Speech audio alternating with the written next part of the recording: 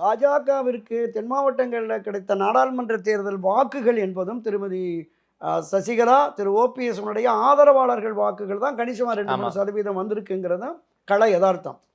அண்ணா திராவிட முன்னேற்ற கழகம் 15 தொகுதிகளில் 3வது இடம், ஒரு 4-5 தொகுதிகளில் கட்டுத்தொகை, அங்கே கணிசமான 2வது இடத்துக்கு பாஜக போயிருக்குன்னா அது இவங்க வாக்குகள். ஆமாம். அப்போ இவர்களையும் இழக்கக்கூடாது அப்படிங்கிற அந்த எண்ணம் அவங்களுக்கு இருக்கு, பாஜகவுக்கு இருக்கு.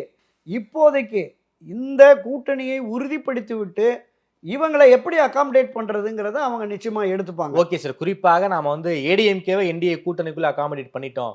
தேர்தல் நெருக்கத்துல சசிகலா, தினகரன், ஓபிஎஸ் இவங்களை வந்து நம்ம அகாமடேட் பண்ணிக்கலாங்கிற ஒரு மைண்ட் செட்ல பாஜக இருக்காங்களா சார்? நிச்சயமாக. 2 தினங்களுக்கு முன்பு தலைமை பொறுப்பிலிருந்து வெளியேறிய மரியாதைக்குரிய திரு அண்ணாமலை அவர்கள் பாரதிய ஜனதா கட்சியை பொறுத்தளவில் அவர்கள் நம்பிக்கையை பெற்றவர்களை ஒருபோதும் கைவிட மாட்டார்கள். திரு டிடிவி தினகரன் அதை சொன்னார்.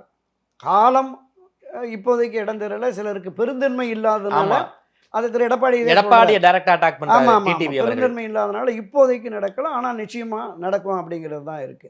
ஸோ இதில் ஒரு வியூகம் பாரதிய ஜனதா கட்சி வகுத்திருக்கிறது அப்படிங்கிற மாதிரி நமக்கு தெரிகிறது.